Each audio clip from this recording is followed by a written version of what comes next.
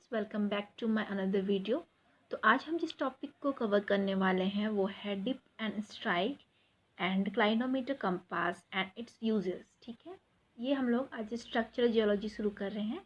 तो structural geology में जो सबसे पहला चीज़ हमें जानना है वो जानना है कि डिप और स्ट्राइक या क्लाइनोमीटर कंपास क्या होता है। तो चलिए फिर वीडियो स्टार्ट करते हैं। Dip, the angle of inclination of a rock bed with the horizontal plane is called dip. Horizontal plane के साथ रॉक बेड के झुकाव के कोण को क्या कहते हैं? डिप कहा जाता है। ठीक है, and it is measured in a plane perpendicular to the strike, और इससे स्ट्राइक के परपेंडिकुलर प्लेन में मापा जाता है। And the dip angle is measured with a clinometer and its direction is measured with a compass. तो जो dip angle है वो क्लाइनोमीटर से मापा जाता है और उसके डायरेक्शन को जो है वो कंपास से मापा जाता है। In case of horizontal beds the dip is 0 degree and for a vertical bed the dip is 90 degree होगा। ठीक है, तो देखिए एक फिगर के माध्यम से समझिए कि डिप क्या होता है। ये एक इमेजिनरी लाइन हॉरिजॉन्टल प्लेन है। ठीक है, और इसे हम क्या कहते हैं, मतलब हॉरिजॉन्टल प्लेन जो अभी हमने पढ़ा था ना, हॉरिजॉन्टल प्लेन क्या, तो रॉक बेड। ये देखिए रॉक बेड ढेर सारे हैं यहाँ पे अलग अलग तरह के। तो इसके साथ जो रॉक बेड का झुकाव होता है तो इसके बीच में जो एंगल बनता है, ये हॉरिजॉन्टल प्लेन और रॉक बेड के बीच जो एंगल बनता है इसे ही हम क्या कहते हैं? डिप। ठीक है, और इसे कहते हैं डिप एंगल। और ये डिप एंगल जब हम निकालते हैं तो इसे हम किसकी सहायता से निकालते हैं? क्लाइनोमीटर की सहायता से। ठीक है, और डायरेक्शन क्या होगा? जिस तरफ आपका डिप झुका हुआ है, मीन्स ये रॉक बेड जिस तरफ झुका हुआ है उस तरफ आपका डायरेक्शन ऑफ डिप होगा। ठीक है, देखिए मैंने यहाँ पे शो किया हुआ है, डायरेक्शन ऑफ डिप इस तरह होगा। ठीक है, कंपास के द्वारा हम डायरेक्शन ऑफ डिप निकालते हैं। और ये जो डायरेक्शन ऑफ डिप होता है ये स्ट्राइक लाइन के क्या होता है? परपेंडिकुलर होता है। ठीक है, देख रहे हैं आप स्ट्राइक लाइन के ये परपेंडिकुलर में डायरेक्शन ऑफ डिप होता है। ठीक है, फिर हमने देखा कि एक हॉरिजॉन्टल बेड का जो डिप होता है वो क्या होता है? 0 हो जाता है, क्योंकि यहाँ पे अगर आप इमेजिनरी लाइन और रॉक बेड्स को देखोगे तो यहाँ पे कोई भी किसी भी प्रकार का कोई भी एंगल यहाँ पे नहीं बनेगा। इसकी वजह से इसका डिप जो होगा वो हमेशा क्या होगा? 0 होता है। ठीक है, और जो वर्टिकल बेड है उसका अगर आप इमेजिनरी लाइन पे इसका एंगल देखोगे तो वो हमेशा क्या बनेगा? 90 डिग्री। ठीक है, तो इसलिए वर्टिकल बेड का जो डिप होता है वो हमेशा क्या होता है? 90 डिग्री होता है। उसके बाद है हम लोग का इंक्लाइन बेड। इंक्लाइन बेड क्या होते हैं कि उसमें आप इस तरह से बेड होते हैं ना, सीधे भी होंगे, हॉरिजॉन्टल भी होंगे, वर्टिकल भी, टेढ़े भी होंगे, इस तरह से होते हैं। ठीक है, तो इसे हम क्या कहते हैं? Incline bed. ठीक है, और इसलिए यहाँ का डिप जो होता है वो आपका 0 डिग्री होता है और 90 डिग्री भी होता है। ठीक है, इस तरह से देखिए ये आपका स्ट्राइक है और ये आपका क्या हो गया? डिप डायरेक्शन, क्योंकि इस साइड है ना डिप डायरेक्शन। ठीक है, तो यहाँ पे आपके एंगल्स बन रहे हैं, यहाँ पे डिप एंगल। ठीक है,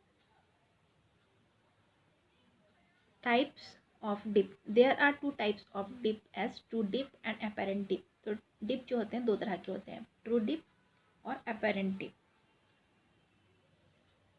The true dip is defined as the maximum angle of dip on a rock bed, and it is measured in the direction at right angles to the strike. तो rock bed पर dip का जो maximum angle होता है उसको क्या कहते हैं? ट्रू डिप कहते हैं, और इसे स्ट्राइक के राइट एंगल्स में समकोण की दिशा के में मापा जाता है। ठीक है, उसके बाद है apparent dip. A dip measured in any other direction than the true dip is called the apparent dip. An apparent dip will always have a value less than the true dip, and the amount of dip decreases as the direction of dip moves around towards the strike direction. True dip के अलावा किसी भी direction में जो dip आता है, measure करते हैं हम लोग, उसे क्या कहते हैं? अपेरेंट डिप कहते हैं। और जो अपेरेंट डिप है उसका वैल्यू हमेशा ही ट्रू डिप से क्या होता है, कम होता है। ठीक है, और डिप की दिशा जो है वो स्ट्राइक दिशा की ओर बढ़ने पर डिप का क्या होता है, अमाउंट क्या होता है, कम होता चला जाता है। जैसे कि देखिए डिप एंगल है, तो हर जगह से अगर आप इस साइड से अगर आप देख रहे हो तो इस साइड से लेकर के इस साइड तक अगर आप यहाँ से मेज़र कर रहे हो तो आपका एंगल कुछ अलग आएगा, अगर आप इस साइड से मेज़र कर रहे हो तो आपका एंगल कुछ अलग आएगा। ठीक है ना, मतलब यहाँ से यहाँ तक आपका वेरी होते जाएगा एंगल। ठीक है, और एक पॉइंट वो पे वो ज़ीरो भी हो जाएगा। ठीक है, 90 डिग्री होगा, 0 to 90 डिग्री के बीच में आपका एंगल आएंगे। ठीक है, तो मान लीजिए कि हमने 3 एंगल लिए हैं। ठीक है, जिसमें से एक डी एंगल हुआ, ये सी और डी, दूसरा हुआ CD1 एंड तीसरा हुआ CD2। ठीक है, तो ये जो डी है इसका वैल्यू मान लीजिए कि सबसे ज़्यादा आ रहा है 60 डिग्री, मान लीजिए आया। ठीक है, मान लीजिए 60 डिग्री आया, और इसके वैल्यू आए आपके 30 डिग्री और इसका 25 डिग्री। तो यानी कि जो सबसे ज़्यादा मैक्सिमम जो आ रहा है आपका 60 डिग्री, ये आपके क्या है, true dip.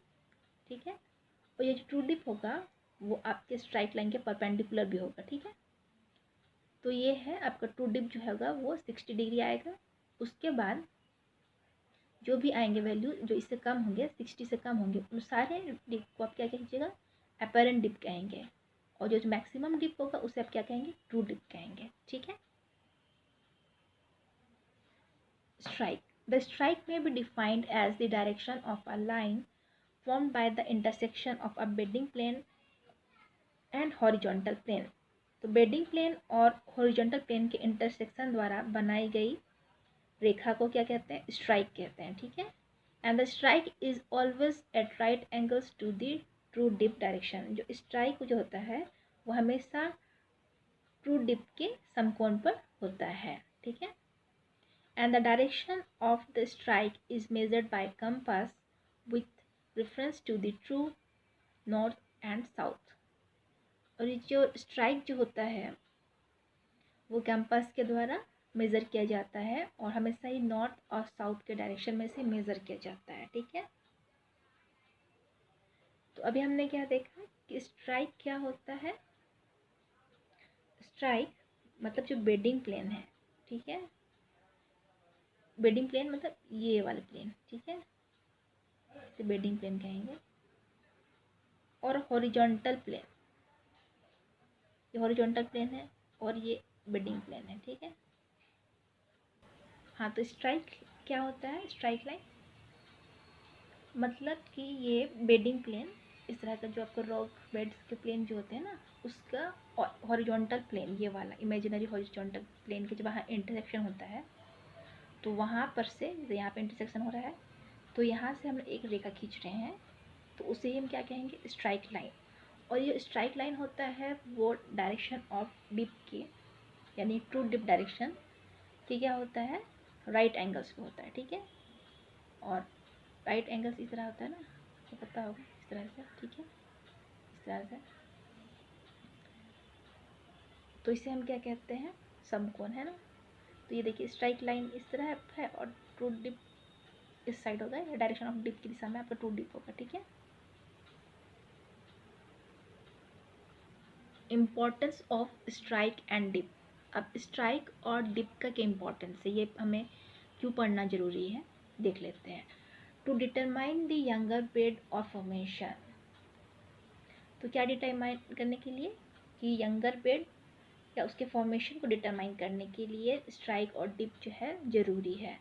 It is well known that younger beds will always be found in the direction of dip, यानी जो यंगर बेड है वो हमेशा ही डिप की दिशा में पाया जाता है। ठीक है, फिर है second, in the classification and nomenclature of folds, faults, joints and unconformities and the nature of dip and strike is of paramount significance। और ये जो है ये फोल्ड, फॉल्ट, जॉइंट, अनकन्फर्मिटीज़, इसके क्लासिफिकेशन यानी वर्गीकरण के लिए, और नोमेनक्लेचर यानी उनका नामकरण के लिए, और जो डिप का नेचर है और स्ट्राइक के महत्व के बारे में जानने के लिए इसका इम्पोर्टेंस है, ठीक है। और थर्ड है thus the attitude which refers to the three-dimensional orientation of some geological structures is defined by their dip and strike। तो इस प्रकार कुछ जियोलॉजिकल स्ट्रक्चर्स के थ्री डायमेंशन ओरिएंटेशन को रिफर करने वाला एटीट्यूड उनके डिप और स्ट्राइक से डिफाइन होता है, ठीक है। अब हम आ जाते हैं क्लाइनोमीटर कंपास क्या होता है, इसे देख लेते हैं। तो ये देखिए, ये है आपका क्लाइनोमीटर कंपास। ये कुछ इस तरह से होता है, आपने इसे देखा भी होगा। तो ये जो है, ये है हमारा मिरर, ठीक है। और यहाँ पे दो सर्कल होते हैं जो स्केल होता है, ठीक है। जो ऊपर वाला स्केल है, इससे हम क्या करते हैं, स्ट्राइक मेज़र करते हैं। और ये जो अंदर वाला स्केल है, इससे हम डिप मेज़र करते हैं, ठीक है। उसी तरह ये यहाँ पे आपका बुल आई लेवल और ये है आपका क्लाइनोमीटर लेवल, ठीक है। और यहाँ पे जो नीडल है, इसे कहते हैं मैग्नेटिक नीडल, ठीक है। और यहाँ पे आपका इंडेक्स पिन है यहाँ पे, ठीक है। ये है क्लाइनोमीटर कंपास का फिगर। अब हम इसका डेफिनेशन देख लेते हैं, ठीक है। Clinometer compass, it is essentially an equipment for geological field work which contains. तो ये एक बहुत ही महत्वपूर्ण इक्विपमेंट होता है, ठीक है, जो कि जियोलॉजिकल फील्ड वर्क में काम में लाया जाता है, ठीक है। जिसमें क्या होता है, a circular plane graduated from 0 to 360 degree.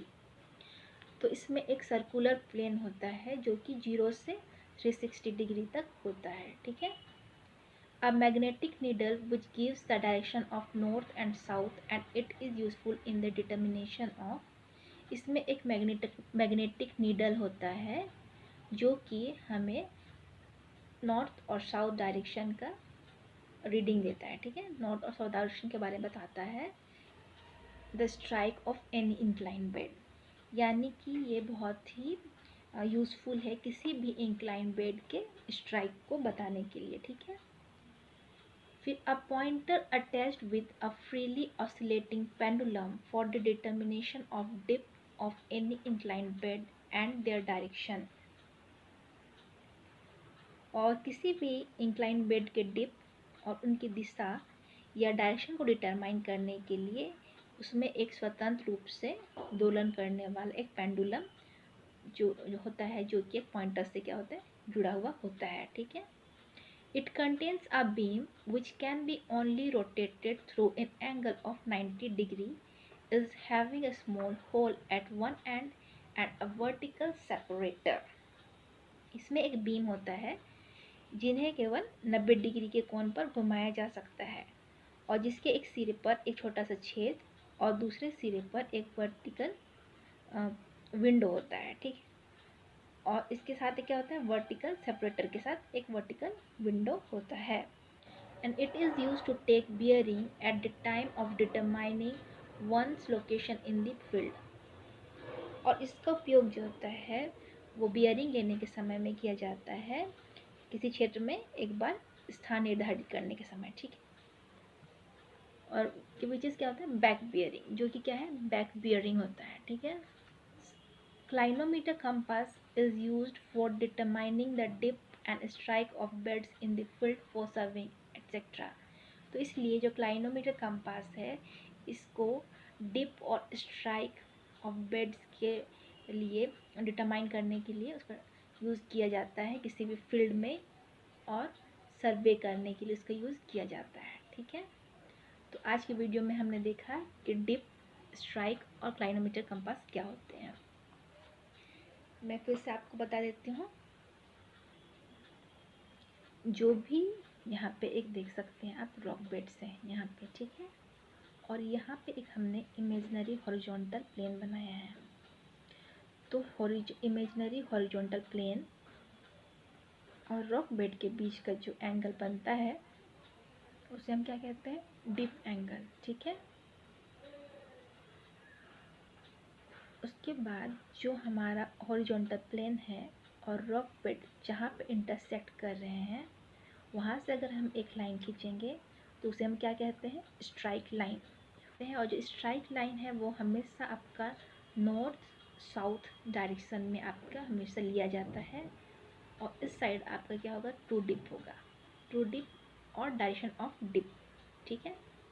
तो ट्रू डिप जो होता है वो उस डिप को बोलते हैं जिसका एक मैक्सिमम वैल्यू होता है। जब मैक्सिमम वैल्यू आता है उसे हम क्या कहते हैं, ट्रू डिप कहते हैं।